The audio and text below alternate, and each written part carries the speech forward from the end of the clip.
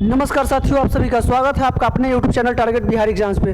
तो चलिए हम लोग जैसा कि स्टडी मूड का जो बुक आया था Bihar police previous year question 2010 से लेकर 2024 तक, पूरा टोटल 4000 क्वेश्चन था, जिसमें हम लोगों ने 403 क्वेश्चन को देख लिया था। आज हम लोग देखेंगे 404 से लेकर 500 क्वेश्चन तक। ठीक है, तो रोज की तरह आज फिर सुबह 7 बजे हम लोग आगे बढ़ते हैं और स्टार्ट करते हैं 404 नंबर क्वेश्चन से। ठीक है, अगर आप लोग चैनल पर नए हैं तो चैनल को सब्सक्राइब जरूर कर लीजिएगा और टेलीग्राम का लिंक डिस्क्रिप्शन में दिया हुआ है, वहाँ से जरूर जुड़िएगा ताकि आपको जो है इसका PDF आसानी से मिल जाए। ठीक है, और अगर बुक ले ली है तो बहुत अच्छी बात है, जल्दी जल्दी रिवीजन हो जाएगा। चलिए देखिए 404 नंबर क्वेश्चन देखते हैं हम लोग। 404 नंबर क्वेश्चन कौन है? मतदान की आयु 21 वर्ष से घटाकर 18 वर्ष की गई थी। मतदान की आयु देखिए जो घटाया गया था वो 61वां संविधान संशोधन, कई बार 61वां संविधान संशोधन 1989। कब? 61वां संविधान संशोधन 1989। इसका ऑप्शन नंबर क्या हो जाएगा? ए हो जाएगा। 1988 में संविधान के 61वें संविधान संशोधन के संविधान के अनुच्छेद 326 में संशोधन करके मतदान की आयु 21 वर्ष से घटाकर 18 वर्ष कर दी गई थी। यहाँ पे 1989 होगा। ठीक है, 1989।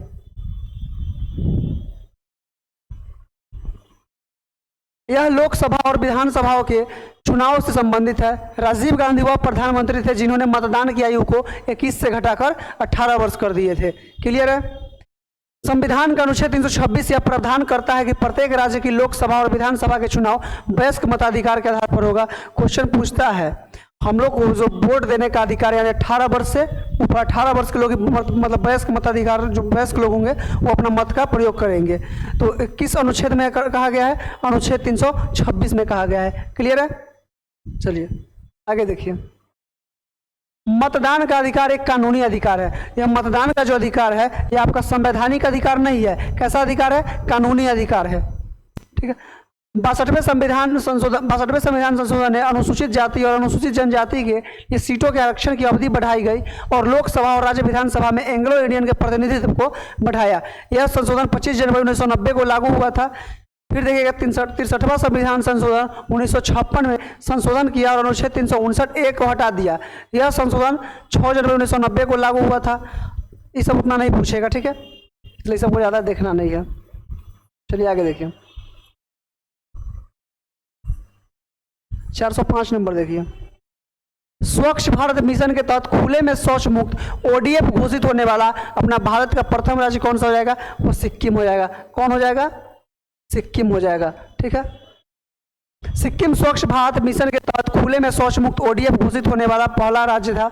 27 मई 2016 को इसे यह दर्जा मिला था। 2 अक्टूबर 2019 को भारत के सभी राज्यों और केंद्रशासित प्रदेशों को गाँव को ODF घोषित किया गया है। अगर पूरा पूछेगा भारत के सभी गाँव और राज्य को पूछेगा तो कब हो जाएगा? 2 अक्टूबर 2019 को। लेकिन सबसे पहला राज्य पूछेगा तो वो आपका सिक्किम हो जाएगा। सुप्रसिद्ध फिल्म गांधी का निर्देशन किसने किया था? जो गांधी फिल्म का जो निर्देशन किया था वो रिचर्ड एटनबरो ने किया था। कौन किया था? रिचर्ड एटनबरो ने किया था। ठीक है, प्रसिद्ध फिल्म गांधी का निर्देशन रिचर्ड एटनबरो ने किया था। यह फिल्म साल 1982 में आई थी। इस फिल्म को भारत और यूनाइटेड किंगडम ने मिलकर बनाया था। इस फिल्म की पटकथा जॉन ब्राइली ने लिखी थी। इसमें महात्मा गांधी की भूमिका बेन किंग्सले ने निभाई थी। यह फिल्म भारत के स्वतंत्रता आंदोलन के नेता महात्मा गांधी के जीवन पर आधारित है। इस फिल्म को अकादमी पुरस्कार से सम्मानित किया गया है। ठीक है, चलिए आगे देखिए। GST का पूरा अर्थ क्या होता है? GST का पूरा अर्थ होता है good and service tax. Good and service tax, goods and service tax होता है। वस्तु एवं सेवा कर, goods and service tax GST एक अप्रत्यक्ष संघीय बिक्री कर है जो कुछ वस्तुओं और सेवाओं की लागत पर लगाया जाता है। व्यवसाय उत्पाद की कीमत में GST जुड़ता है। वही आपका GST से संबंधित दिया है, कुछ अनुच्छेद दिया। अनुच्छेद देखिए, संविधान का अनुच्छेद 279 का एक सब क्लाउज 1 के अनुसार GST परिषद का गठन संविधान का 101वां संविधान संशोधन अधिनियम 2016 के लागू होने के 60 दिनों के भीतर राष्ट्रपति द्वारा किया जाना था। अनुच्छेद 279A को 12 सितंबर 2016 से लागू करने की अधिसूचना 10 सितंबर 2016 को जारी की गई थी।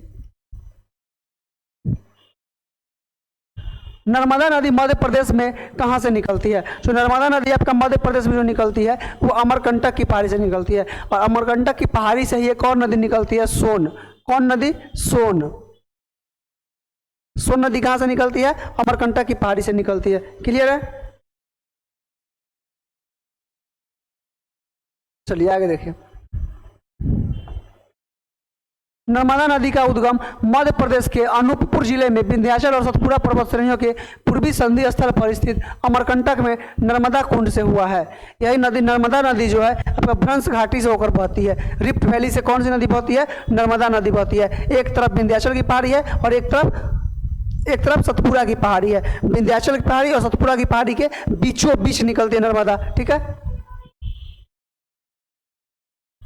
मानव शरीर की सबसे लंबी हड्डी की बात किया जाए तो आपका फीमर हो जाएगा। फीमर जो जांग की हड्डी है, फीमर। और सबसे छोटी हड्डी पूछेगा वो स्टेपिज हो जाएगा। कौन हो जाएगा? स्टेपिज। स्टेपिज हो जाएगा। ये कहाँ की हड्डी है? कान की हड्डी है। कहाँ की हड्डी है? कान की हड्डी है स्टेपिज, याद रखिएगा। चलिए आगे देखिए। मानव शरीर की सबसे लंबी हड्डी जांघ की हड्डी यानी फीमर है। यह शरीर की सबसे मजबूत हड्डी भी है। ज़्यादातर वयस्कों की फीमर करीब 18 इंच लंबी होती है। यह शरीर के वजन का 30 गुना तक भार सहन कर सकती है। यह कई अहम मांसपेशियां, टेंडन, लिगामेंट और परिसंचरण तंत्र के कुछ हिस्सों को सहारा देती है। देखिए यहाँ पे दिया है कुछ हाईलाइट।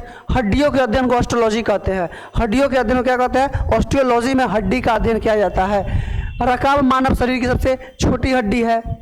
मानव शरीर की सबसे छोटी हड्डी कौन सा हो जाएगा? स्टेपिज हो जाएगा। कौन सा? स्टेपिज। वही स्टेपिज का ही नाम रकाब है, याद रखिएगा, स्टेपिज। ठीक है। कहाँ की हड्डी है? कान की हड्डी है।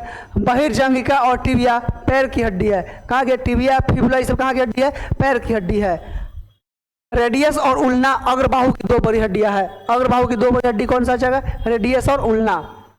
अल्फा कण डैश के द्विआवेशित आयन होते हैं। जो अल्फा कण होते हैं वो हीलियम के द्विआवेशित होते हैं। किसके होते हैं? हीलियम के होते हैं। चलिए आगे बढ़िए।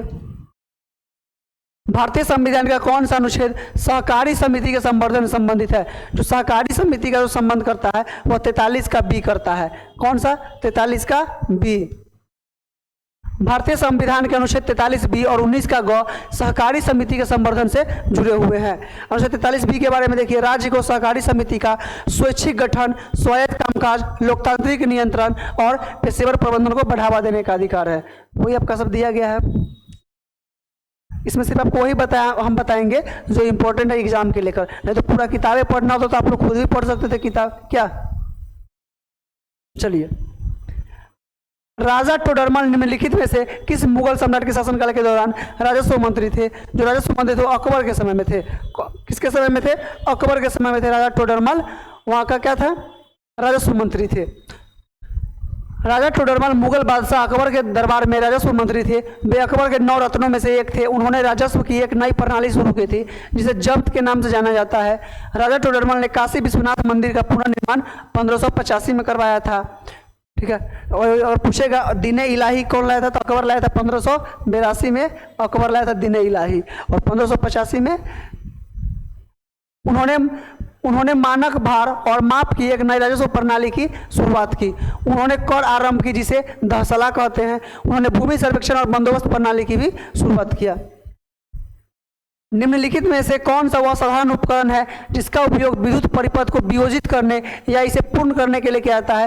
यानी विद्युत परिपथ को काटने के लिए या विद्युत परिपथ को जोड़ने के लिए प्रयोग किया जाता है वो आपका स्विच का प्रयोग किया जाता है। किसका किया जाता है? स्विच का। स्विच एक साधारण उपकरण है जिसका इस्तेमाल विद्युत परिपथ को पूरा करने या तोड़ने के लिए किया जाता है। ठीक है। प्रतिरोधक, यह एक निष्क्रिय विद्युत घटक है जो विद्युत धारा के प्रवाह को क्या करता है? विरोध करता है। ट्रांजिस्टर, यह एक अर्धचालक उपकरण है जो प्रवर्धक और स्विच दोनों को एक रूप में काम करता है। फ्यूज, आप लोग कमेंट करके बताएंगे फ्यूज किसका मिश्र धातु है। कल का वीडियो में, कल का जो क्लास हुआ था उसमें बता दिया गया था फ्यूज किसका मिश्र धातु है। अब आप लोग अभी कमेंट करके हमें बताएंगे फ्यूज किसका मिश्र धातु है। यह एक सुरक्षा विद्युत उपकरण है जो विद्युत धारा के बहुत ज़्यादा होने पर परिपथ से विद्युत धारा को हटा देता है। अब गैल्वेनोमीटर, यह एक उपकरण है जिससे विद्युत धारा की उपस्थिति का पता लगाया जाता है। वोल्टमीटर, यह दो बिंदुओं के बीच विभव अंतर को मापने के लिए इस्तेमाल किया जाने वाला उपकरण है। ओम मीटर, यह एक विद्युत उपकरण है जिसका इस्तेमाल किसके लिए किया जाता है? प्रतिरोध को मापने के लिए। प्रतिरोध को मापने के लिए किसका प्रयोग करते हैं? ओम मीटर का प्रयोग करते हैं।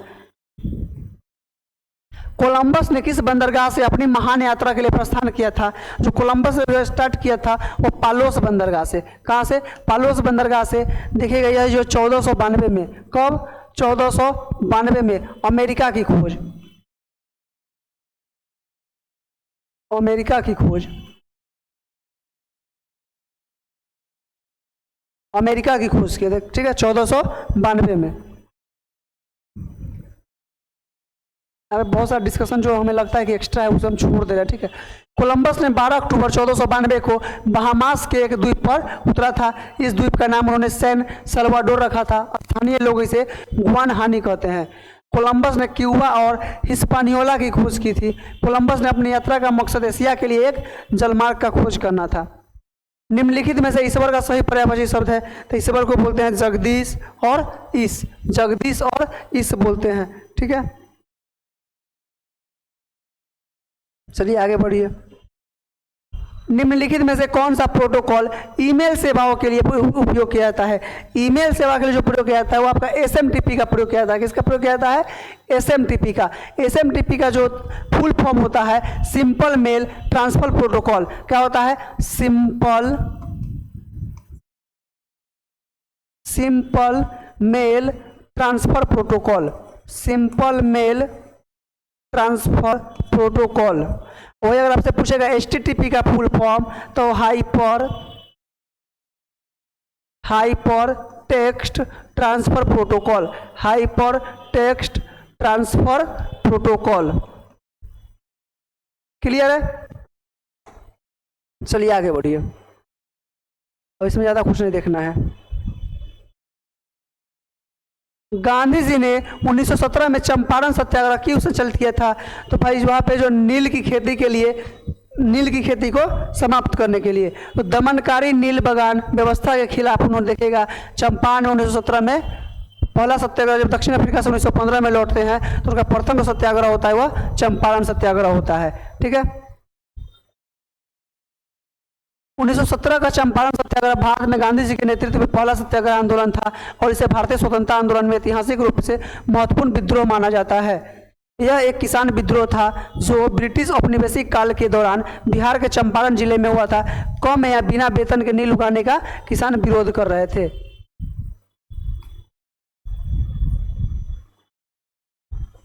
चंपारण के किसानों ने 1914 में पिपरा में और 1916 में तुर्कोलिया में नील के पौधे की खेती को सरकार के खिलाफ विद्रोह भी किया था। नील की खेती करने वाले राजकुमार शुक्ल ने महात्मा गांधी को चंपारण आने के लिए मना लिया और इस तरह चंपारण सत्याग्रह हुआ। पूछेगा आपसे क्वेश्चन, चंपारण सत्याग्रह के लिए महात्मा गांधी को कौन चंपारण बुला कर लाए थे? वो राजकुमार शुक्ल थे, ठीक है। गांधी जी 10 अप्रैल 1917 को बृजकिशोर प्रसाद, राजेंद्र प्रसाद, अनुग्रह नारायण सिन्हा और आचार्य कृपलानी सहित प्रख्यात वकीलों के एक समूह के साथ चंपारण पहुंचे थे। गांधी जी ने दांडी मार्च कहां से प्रारंभ किया था? देखिए 12 मार्च 1930 को। कब? 12 मार्च 1930 से लेके 6 अप्रैल 1930, 6 अप्रैल 1930। टोटल कई दिन आप लोग गिनिए जल्दी से। 24 दिन, 24 दिन। कितना? 240 मील की पैदल दूरी तय किए थे। कहाँ से? साबरमती से दांडी, जहाँ पे नमक कानून को खत्म किए थे। महात्मा गांधी ने दांडी मार्च की शुरुआत साबरमती आश्रम से की थी। यह मार्च 12 मार्च 1930 को शुरू हुआ था। यह मार्च नमक सत्याग्रह के नाम से भी जाना जाता है। इस मार्च का मकसद था ब्रिटिश सरकार द्वारा नमक पर लगाए गए कर का विरोध कर देना। यह यात्रा 12 मार्च 1930 से चल के 6 अप्रैल 1930 तक चली थी, 24 दिन तक चली थी। सुधीर रमन कप किस खेल से संबंधित है? सुधीर रमन कप जो हो जाएगा आपका बैडमिंटन से संबंधित हो जाएगा। किससे? बैडमिंटन से संबंधित हो जाएगा सुधीर रमन कप, याद रखिएगा। सुधीर रमन कप बैडमिंटन से जुड़ी एक अंतर्राष्ट्रीय प्रतियोगिता है। यह हर 2 साल में आयोजित की जाती है। इसे बैडमिंटन वर्ल्ड फेडरेशन आयोजित करता है। इस कप का नाम इंडोनेशिया के पूर्व बैडमिंटन खिलाड़ी डिक सुधीर रमन के नाम पर रखा गया था। एक व्यास समिट पुष्प का उदाहरण है। व्यास समिट पुष्प का जो उदाहरण हो जाएगा मटर का हो जाता है। कौन रहता है? मटर हो जाता है। मटर, गुलमोहर, सेम, केसिया, बीन्स जैसे फूल एक व्यास समिट पुष्पों के उदाहरण है। जब किसी फूल को केवल एक विशेष ऊर्ध्वाधर तल से 2 बराबर भागों में बांटा जा सकता है उसे एक व्यास समित पुष्प कहते हैं। जैसे मटर को देखते हैं, इस प्रकार मान लीजिए मटर है तो इसका एक भाग इधर, एक भाग इधर हम लोग हटा सकते हैं, बीच से मटर निकाल लेते हैं। उसे सेम का देखिए, सीम जो सब्जी बनता है क्या होता है? एक तरफ ऐसे हटाइएगा, एक तरफ इधर हट जाएगा, उसी प्रकार बीन्स होता है। तो उसको भी बीच से हटाइएगा, तो एक तरफ इधर एक तरफ इधर। वही कह रहा है यहाँ पर कि जब किसी फूल को केवल एक विशेष ऊर्ध्वातल से, किसी विशेष ऊर्ध्वातल से दो बराबर भागों में बांटा जा सके तो उसे एक सममित पुष्प कहते हैं। अगर कोई फूल बीच से किसी भी ऊर्ध्वाधर तल से दो बराबर भागों में बंट न सके तो उसे असममित या अनियमित कहते हैं। यही चीज है। पताल का उचित विलोम शब्द, पताल का आकाश होता है। पताल का क्या होता है? आकाश होता है। पताल शब्द का अर्थ होता है पृथ्वी से नीचे की लोक, अधोलोक, नागलोक, अपस्थान, उपस्थान। गगन का विलोम शब्द पृथ्वी होता है। गगन का पर्यायवाची शब्द आसमान, आकाश, नभ, अंबर, व्योम और अनंत आदि होते हैं। 422 नंबर मैथ का क्वेश्चन है, इसको छोड़ देते हैं। जड़त्व के नियम को क्या कहा जाता है? जड़त्व का नियम न्यूटन की गति का पहला नियम। जड़त्व का नियम क्या कहता है? कोई भी वस्तु जिस स्थिति में हुआ वो उसी स्थिति में क्या करता है? रहना चाहता है। जैसे हम अगर यहाँ पे शांत है तो हम यहाँ पे क्या करें? शांति रहना चाहेंगे जब तक हम पर कोई बल नहीं लगाया जाता है। जड़त्व के नियम को न्यूटन की गति का पहला नियम भी कहा जाता है। यह नियम बनाता है कि कोई वस्तु जब तक स्थिर या गतिशील अवस्था में रहेगी, जब तक उस पर कोई बाहरी बल न लगाया जाए। मतलब हम अगर चल रहे हैं तो यह क्या होगा? चलते रहेगा। ठीक है, एक मिनट।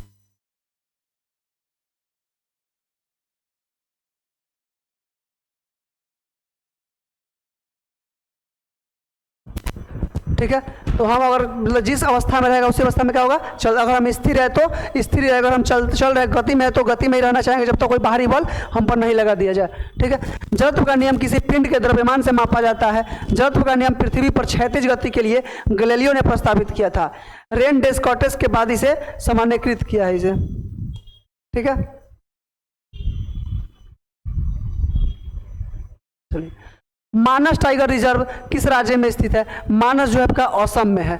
मानस का है असम में है। वही अगर जिम कॉर्बेट राष्ट्रीय नेशनल पार्क पूछता आपसे तो कहाँ होता है? उत्तराखंड में हो जाता है। कहाँ होता है? उत्तराखंड में।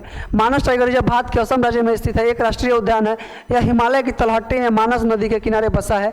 यह बाघ, हाथी और गेंडों के लिए जाना जाता है। मानस टाइगर रिजर्व को यूनेस्को ने प्राकृतिक विश्व धरोहर स्थल में घोषित किया है। सूक्ष्म जीव रोग का उदाहरण जिसका स्थानांतरण लैंगिक संपर्क से होता है। बैक्टीरिया से होने वाला रोग जो लैंगिक संपर्क से होता है, आपको बताए थे सिफिलिस, गोनरिया। सिफिलिस और गोनरिया कैसा होता है? लैंगिक संपर्क से आने वाला रोग है और यह बैक्टीरिया से होता है। और आपको रोज बताते हैं और आज भी बोल रहे हैं, अगर आपको रोग से संबंधित अगर कोई क्वेश्चन पे डाउट है तो इस पर मात्र 10 मिनट का वीडियो डाला हुआ है, मानव रोग करके। ठीक है, एक बार देख लीजिएगा, आपको कभी फिर वह दिक्कत नहीं होगा, एक बार में याद हो जाएगा पूरा का पूरा। गोनरिया, सिफिलिस और कैलेमेडिया जैसे रोग सूक्ष्मजीव के कारण होते हैं और ये लैंगिक संपर्क से फैलते हैं। इन्हें यौन संचरित रोग कहते हैं। क्या कहते हैं? यौन संचरित रोग कहते हैं, STD कहते हैं। गोनरिया जीवाणु नसरियन गोनरी से होता है। सिफिलिस जीवाणु ट्रोपिनीमा पैलिडम से होता है। यौन herpes virus type 2 herpes simplex virus से होता है। गोनरिया जैसे रोगों का इलाज एंटीबायोटिक से किया जाता है। यौन संचरित रोगों को यौन रोग भी कहा जाता है। ये रोग लैंगिक संपर्क द्वारा फैलने वाले लैंगिक रोग भी कहलाता है। विश्व स्वास्थ्य दिवस 2022 की थीम। अब हम लोग बताइए, प्रीवियस ईयर क्वेश्चन है इसमें 2022 का थीम है, तो हम लोग 2022 का थीम जानकर क्या करेंगे भाई? हम लोग 2025 का थीम जानते हैं क्या? हम लोग क्या जानेंगे? 2025 का थीम। 2025 का थीम था स्वास्थ्य शुरुआत, आशापूर्ण भविष्य। क्या था? स्वास्थ्य शुरुआत। क्या था? स्वास्थ्य शुरुआत, आशापूर्ण परिवार। आशापूर्ण परिवार। आपसे पूछेगा विश्व स्वास्थ्य दिवस कब मनाते हैं? 7 अप्रैल। 7 अप्रैल 1948 को। देखिएगा WHO का क्या होता है? स्थापना होता है कब? 7 अप्रैल 1948 को। स्वास्थ्य दिवस कब मनाते हैं? 7 अप्रैल। स्वास्थ्य दिवस 7 अप्रैल को कब मनाते हैं? 7 अप्रैल को मनाते हैं स्वास्थ्य दिवस। क्लियर है? चलिए, सर्वप्रथम भूगोल शब्द का प्रयोग किसके द्वारा किया गया था? इरेटास्थेनीज। किसके द्वारा? इरेटास्थेनीज के द्वारा किया गया था सर्वप्रथम। भूगोल शब्द का सबसे पहले इस्तेमाल यूनानी विद्वान इरेटोस्थेनीज ने किया था। इन्हें भूगोल का जनक भी कहा जाता है। इरेटोस्थेनीज 3वीं शताब्दी ईसा पूर्व में जीवित थे। ठीक है,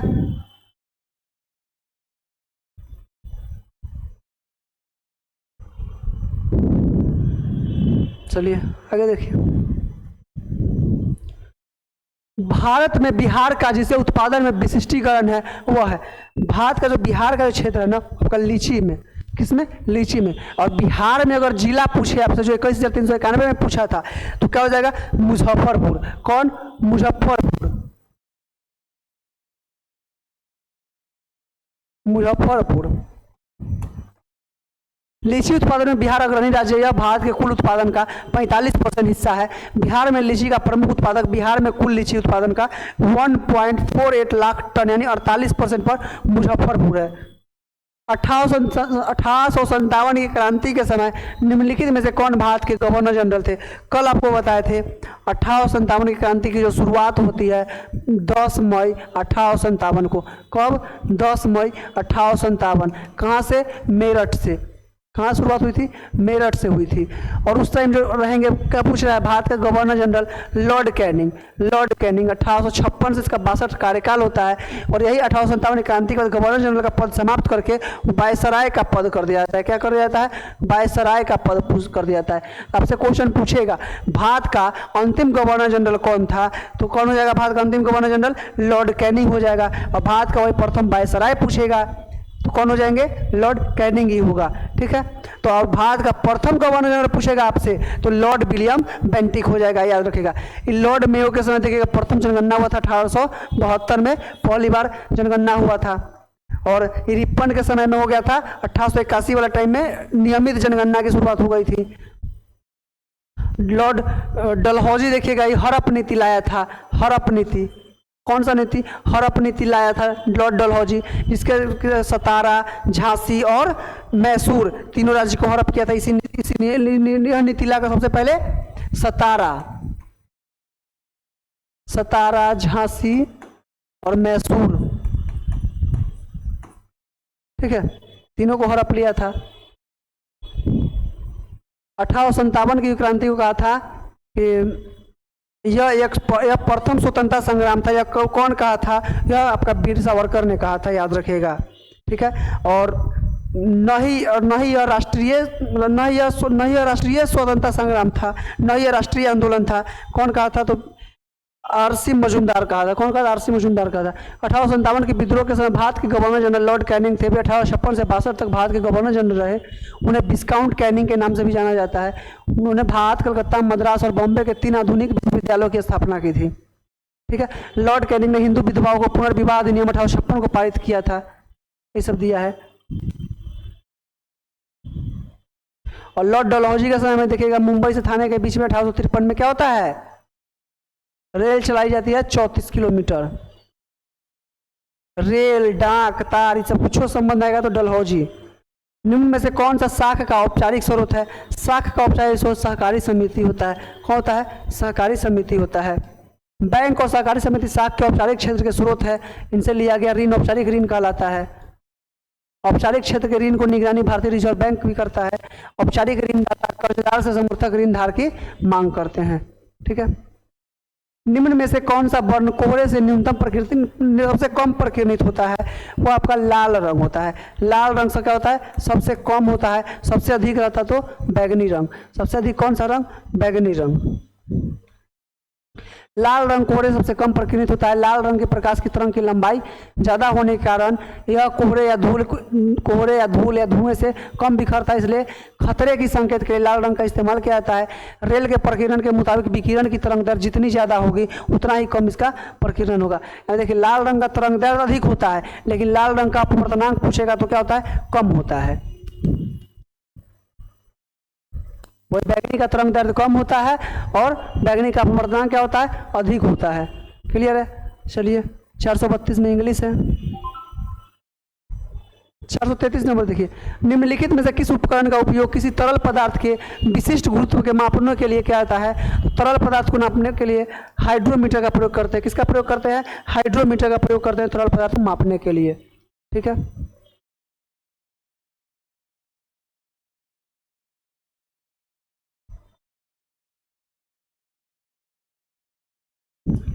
चलिए बहुत अच्छा क्वेश्चन आ गया 435।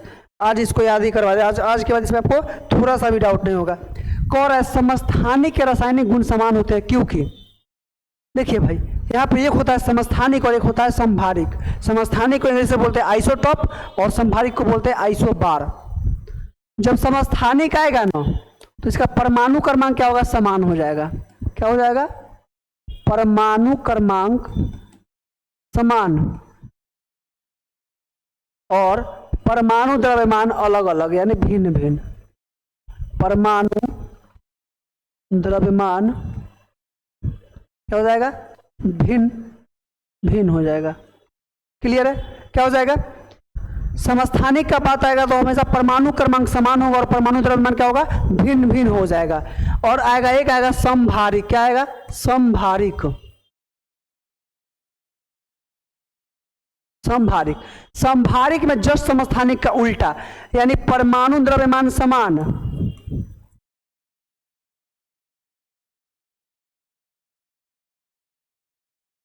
परमाणु द्रव्यमान समान लेकिन परमाणु क्रमांक क्या अलग अलग।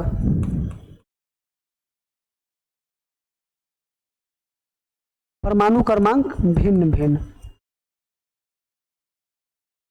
अब आज इसमें आपको कंफ्यूजन नहीं होना है, ठीक है। परमाणु द्रव्यमान समान रहेगा और परमाणु क्रमांक भिन्न भिन्न रहेगा तो वह समभारिक कहलाएगा, आइसोबार कहलाएगा। क्लियर है। और समस्थानिक जिसमें परमाणु क्रमांक क्या होंगे, समान होंगे और परमाणु द्रव्यमान भिन्न भिन्न होंगे। इसका आंसर क्या हो जाएगा, परमाणु क्रमांक समान होते हैं, ऑप्शन नंबर ए। क्या हो जाएगा, ऑप्शन नंबर ए। चलिए आपको बता ही दिए इसके बारे में। तो गांधी सागर बांध किस नदी पर है, गांधी सागर जो आपका चंबल नदी पर है। किस पर है, चंबल नदी पर है। गांधी सागर बांध मध्य प्रदेश के मंदसौर जिले में चंबल नदी पर बन रहा है। यह बांध चंबल नदी पर बने प्रमुख बांधों में से क्या है, एक है।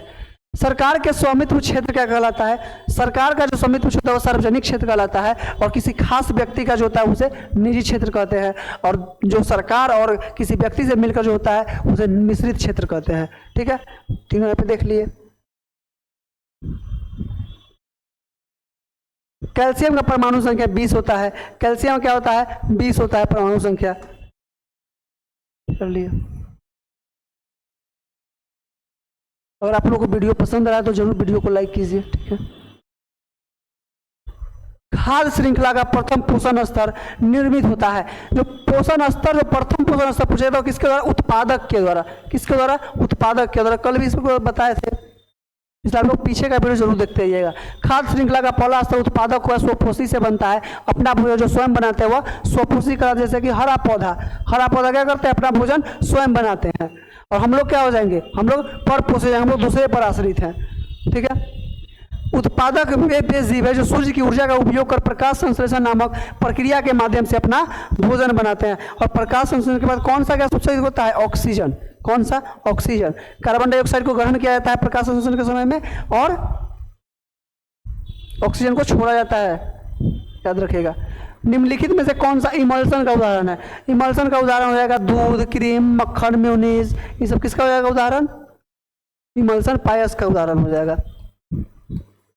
विश्व मधुमेह दिवस, मधुमेह दिवस जो मनाया जाता है वो 14 नवंबर को, याद कर लीजिएगा। 14 नवंबर को विश्व मधुमेह दिवस, विश्व मधुमेह दिवस। नीति आयोग के वर्तमान में उपाध्यक्ष कौन है। देखिए कल आपको बताए थे, आज फिर बताते हैं। योजना आयोग के स्थान पर आया था नीति आयोग 1 जनवरी 2015, 1 जनवरी 2015। नीति आयोग का जो अध्यक्ष होते हैं, अध्यक्ष होते हैं वो स्वयं कौन होते हैं, प्रधानमंत्री होते हैं। कौन होते हैं, प्रधानमंत्री होते हैं। वर्तमान में प्रधानमंत्री कौन है, श्री नरेंद्र दामोदर दास मोदी। ठीक है। और इसके उपाध्यक्ष हो जाएंगे वो कौन हो जाएंगे, सुमन बेरी। कौन हो जाते हैं, सुमन बेरी हो जाएंगे। क्लियर है।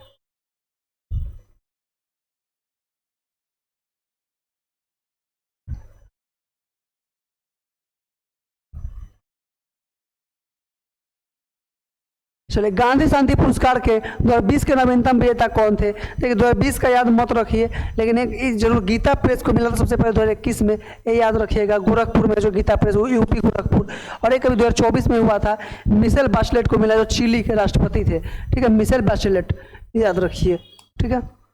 एटीपी के अंततः फॉस्फेट संलग्न बंध को जल द्वारा खंडित होने पर कितनी तुल्य ऊर्जा मोचित होती है, 30.5 किलो जूल पर मोल। क्या होती है, 30.5 किलो जूल पर मोल होती है। एटीपी का पूरा नाम क्या होता है? Adenosine triphosphate. केंद्रीय तंत्रिका निर्मित होता है जबकि सेंट्रल नर्वस सिस्टम जो होता है वो किसका होता है? मस्तिष्क और मेरुरज्जु द्वारा, मस्तिष्क और मेरुरज्जु के द्वारा होता है। निम्न में से कौन सी समिति चुनाव सुधार से संबंधित रही है? चुनाव सुधार से संबंधित नहीं, तारकुंडे समिति आपका चुनाव से है, दिनेश गोस्वामी भी चुनाव से है, इंद्रजीत गुप्ता भी चुनाव से है। कौन जाएंगे? थुंगन समिति। या पंचायती राज से संबंधित है। किससे संबंधित है? पंचायती राज।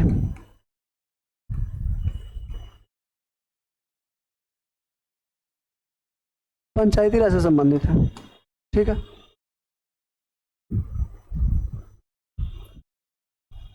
चुनाव सुधार पर दिनेश गोस्वामी समिति 1990, बोहरा समिति का रिपोर्ट 1993, ये सब दिया है। INS विराट हाल ही में खबरों में था, वो क्या था?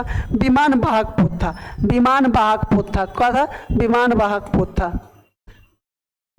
काल बैसाखी चलती है, यह एक तूफान है जो पश्चिम बंगाल में चलती है। ठीक है। केरल कर्नाटक वाला भाग से आम्र वर्षा कहते हैं, बिहार में इसको लू कहते हैं। कायिक प्रवर्धन का लाभ यह है कि इस प्रकार उत्पन्न सभी पौधे होते हैं। इस प्रकार उत्पन्न सभी पौधे कैसे होते हैं? आनुवांशिक रूप से समान होते हैं। कैसे होते हैं? आनुवांशिक रूप से समान होते हैं।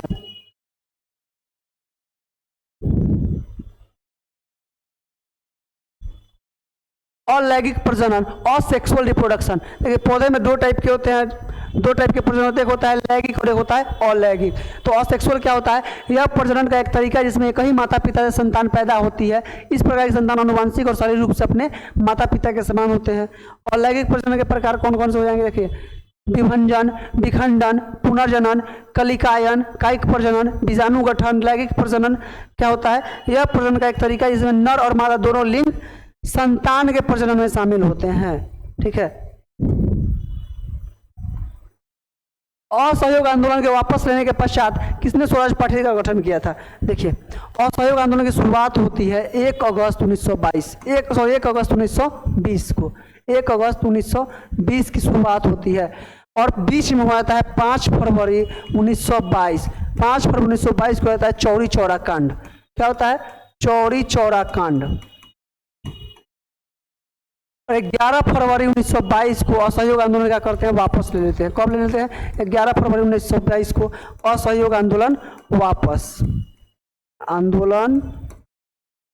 वापस। इसी को गांधी जी कहते हैं मेरी हिमालय की जैसी हिमालय के समान में यह भूल थी। ठीक है। तो बीच में क्या हो गया? चौरी चौरा कांड हो गया था, इसलिए इसे वापस ले लिया गया था। और जो स्वराज पार्टी का जो गठन किया था वो चित्तरंजन दास के द्वारा किया गया था। चित्तरंजन दास के द्वारा किया गया था 1923 में। कब? 1923 में किया गया था स्वराज पार्टी का गठन। क्लियर है? साइनोबैक्टीरिया तथा माइकोप्लाज्मा किसके उदाहरण है? साइनोबैक्टीरिया और आपका माइकोप्लाज्मा जो है वह मोनेरा के उदाहरण है। किसके उदाहरण है? मोनेरा के उदाहरण है। मोनेरा में जितने भी जीवाणु बैक्टीरिया सब आए किसमें आएंगे? मोनेरा में आते हैं। और प्रोटिस्टा का उदाहरण, प्रोटिस्टा में कौन सा आता है? शैवाल, अमीबा, यूग्लिना, ये सब किसमें आ जाएगा? शैवाल, अमीबा, यूग्लिना, ये सब किसमें आएगा? प्रोटिस्टा में आएगा। फंगी में मशरूम, ईस्ट आ जाएगा। और डाइटम में आता है पेरेलिया, सुल्काटा, ये सब आ जाएगा। ठीक है।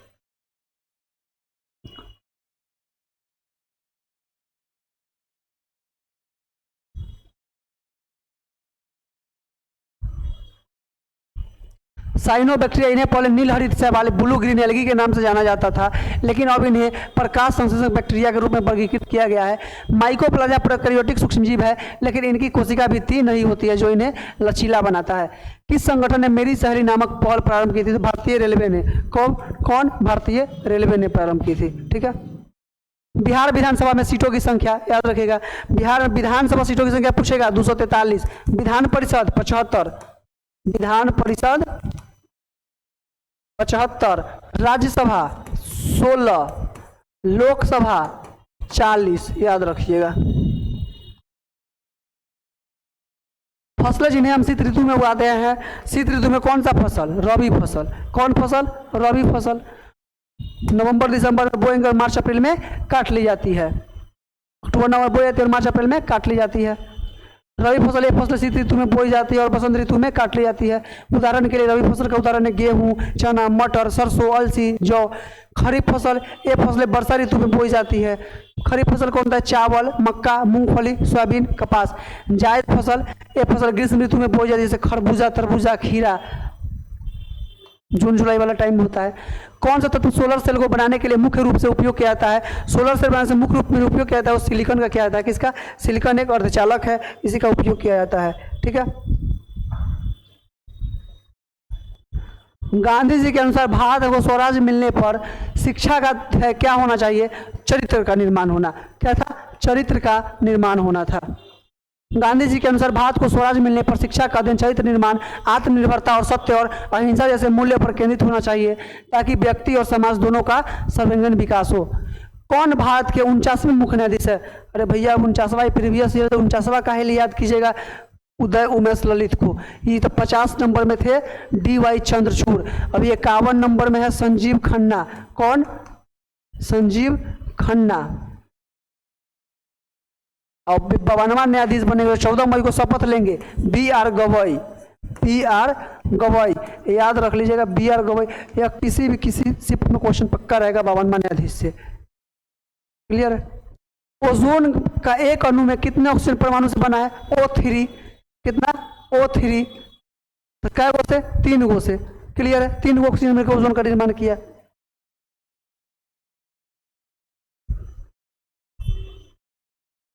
चलिए, निम्नलिखित में से कौन सा देश चतुर्भुज सुरक्षा संवाद, जिसे क्वाड के रूप में भी जाना जाता है, क्वाड का सदस्य नहीं है? पूछ रहा है। क्वाड का स्थापना भैया 2007 में। कब? 2007 में। 4 देश मिलके, भारत, अमेरिका, जापान, ऑस्ट्रेलिया। कौन कौन? Bharat, America, Japan, Australia. 4 देश मिलके क्वाड का स्थापना करते हैं, जिसे हम लोग चतुर्भुज सुरक्षा संवाद के नाम से जानते हैं। इसमें रूस नहीं था। कौन नहीं था? रूस नहीं था, यहाँ भारत था। कौन था? भारत। 4 देश, यही 4 देश भारत।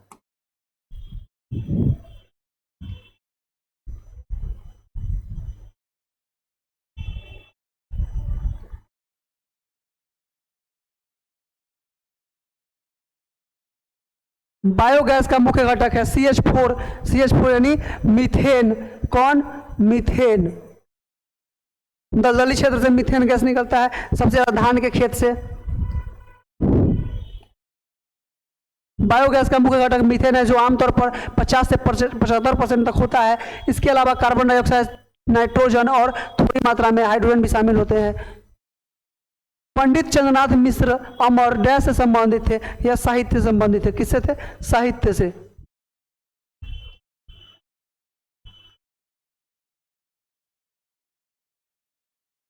वनस्पति तेल में साधारणता होता है, जो वनस्पति तेल होता है उसमें देखिएगा लंबी और असंतृप्त कार्बन श्रृंखला होती है। क्या होती है? असंतृप्त कार्बन श्रृंखला होती है और वो लंबी होती है।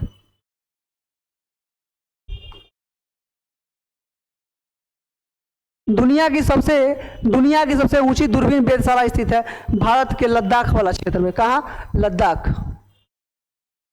लेह लद्दाख वाला क्षेत्र में।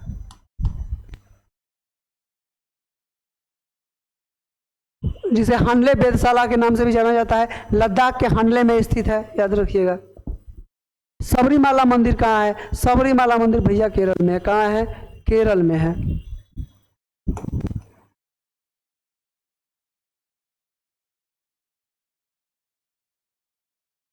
चलिए यहाँ पे सब मैथ का क्वेश्चन है। हाँ देखिए आया क्वेश्चन, आप लोग अब कमेंट करके बताएंगे राज्यसभा को कौन भंग कर सकता है? आप लोग कमेंट कीजिए। लोकसभा को भंग कर सकता है राष्ट्रपति, किसके अनुशंसा पर? प्रधानमंत्री के अनुशंसा पर भंग कर देंगे। अनुच्छेद 85 का 2। ग्रीन हाउस गैस जुड़ा है, ग्रीन हाउस प्रभाव जुड़ा हुआ कार्बन डाइऑक्साइड से। किससे? कार्बन डाइऑक्साइड से। ग्रीन हाउस गैस 6 गो गैस है। ग्रीन हाउस गैस जलवाष्प है, कार्बन डाइऑक्साइड है, मीथेन है, नाइट्रस ऑक्साइड है और ओजोन है और सल्फर का फ्लोराइड है, सल्फर का ऑक्साइड है।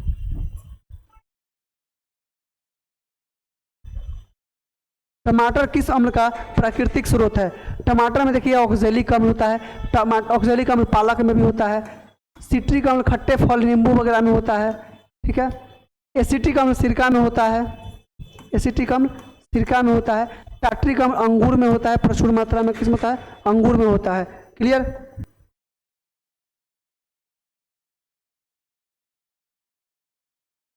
निम्नलिखित में से किस कोशिकाओं को कोशिका का ऊर्जाघर कहा जाता है? कोशिका का ऊर्जाघर जो कहा जाता है वह माइटोकॉन्ड्रिया कहा जाता है। माइटोकॉन्ड्रिया को देखिएगा, इसका अपना खुद का डीएनए होता है। क्या होता है? खुद का डीएनए होता है। राइबोसोम प्रोटीन संश्लेषण के काम में आता है। गोल्जी बॉडी जो traffic police of human body of traffic police कहा जाता है।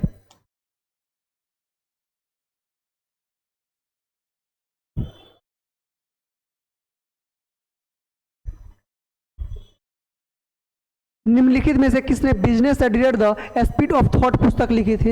यह जो पुस्तक लिखा गया है बिल गेट्स के द्वारा लिखा गया है। निम्न में से कौन सा जीव परजीवी पोषण युक्ति दर्शाते हैं? जो परजीवी पोषण युक्ति दर्शाते हैं वो आपका कौन हो जाएगा? अमीबा हो जाएगा। कौन हो जाएगा? अमीबा हो जाएगा। अमरबेल, कुस्कुट्टा, खटमल, जोंक, जो प्लाज्मोडियम, गोलकृमि और फीता कृमि जैसे जीव परजीवी पोषण दर्शाते हैं क्योंकि वे अपना भोजन दूसरे जीव से प्राप्त करते हैं बिना उन्हें मारे। निम्नलिखित में से पुष्पित पादप कौन सा है जो कौन सा भाग द्विगुणित नहीं है?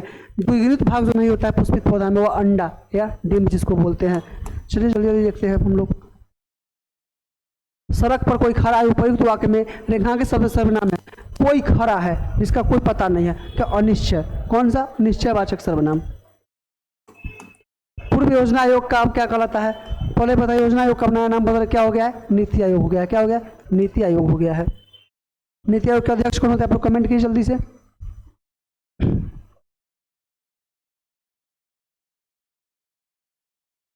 भारतीय संविधान का कौन सा भाग मूल अधिकार के बारे में है? तो मौलिक अधिकार देता है वो आपका भाग 3। इसे भाग 3 को मैग्ना कार्टा कहा गया है। अनुच्छेद 12 से 35 तक इसमें जिक्र है।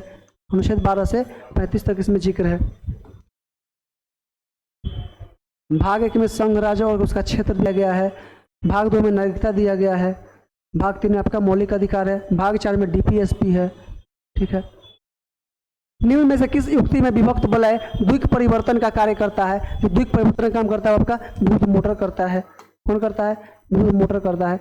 दुनिया का सबसे ऊंचा रेलवे पुल किस नदी पर बनाया गया है? यह जो बनाया गया चिनाब नदी पर। इस पर बनाया गया है चिनाब नदी पर। दुनिया का सबसे ऊंचा रेलवे पुल चिनाब नदी पर बनाया गया है जो जम्मू कश्मीर के रियासी जिले में स्थित है। इसकी ऊंचाई देखिएगा नदी तल से 359 मीटर या 1178 फीट है। यह पुल उधमपुर श्रीनगर बारमूला रेल लिंक परियोजना यूएसबीआरएल का हिस्सा है। यह पुल जो एफिल टावर से भी ऊंचा है। एफिल टावर का आप लोग जल्दी से कमेंट कीजिए। एशिया का सबसे बड़ा पशु मेला बिहार के किस स्थान पर आयोजित किया जाता है? यह क्वेश्चन तो भाई पूछा था 21,391 सोनपुर, बिहार के सारण जिला में। कहाँ? बिहार के सारण जिला में। चलिए क्लियर है। सुंदर शब्द का सही विपरीतार्थक कौन है? सुंदर का कुरूप या बदसूरत। कुरूप या बदसूरत हो जाएगा।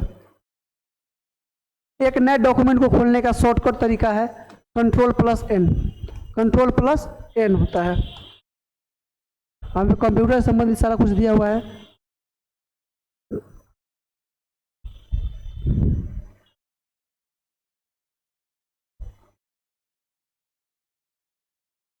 वेदोक्त शब्द का सही संधि विच्छेद है वेद जोर उक्त। क्या हो जाएगा? वेद जोर उक्त हो जाएगा। पंजाब ने परंपरागत रूप से जिसके द्वारा गरीबी को कम करने का सफलता प्राप्त की है वो है कृषि को ऊंची कृषि जो है ऊंची कृषिगत समृद्धि दर। कृषि से। ठीक है। किससे? कृषि से। पंजाब में गरीबी कम करने के लिए राज्य सरकार ने कृषि विकास दर में वृद्धि पर ध्यान केंद्रित किया। साथ ही मानव संसाधन विकास और सार्वजनिक वितरण प्रणाली को मजबूत किया। रदरफोर्ड प्रकीर्णन प्रयोग में अल्फा कण का स्रोत क्या था? हीलियम नाभिक था। क्या था? हीलियम नाभिक था। रदरफोर्ड के प्रकीर्णन प्रयोग में अल्फा कण का स्रोत रेडियम था। रदरफोर्ड ने अपने प्रयोग में अल्फा कणों का उत्सर्जित करने के लिए रेडियम का उपयोग किया। रेडियम एक रेडियोधर्मी तत्व है जो अल्फा कण उत्सर्जित करता है। कौन सा कण? अल्फा कण। इसे विजडन 2010-20 के लिए ODI player of the decade बताया गया। तो मत याद कीजिए। सोनालिका तथा कल्याण सोना किसकी उच्च उत्पादन वाली एक किस्म है? गेहूं की किस्म है। किसकी? गेहूं की किस्म है। सरकारिया आयोग बनाया गया था। सरकारिया आयोग जो बनाया गया था केंद्र राज्य के संबंध समीक्षा करने के लिए। केंद्र राज्य के बीच में समीक्षा करने के लिए सरकारिया आयोग आया था। मनुष्य के कान के बाहरी हिस्से को बाहरी हिस्से को पिन्ना या कर्णपल्लव कहते हैं।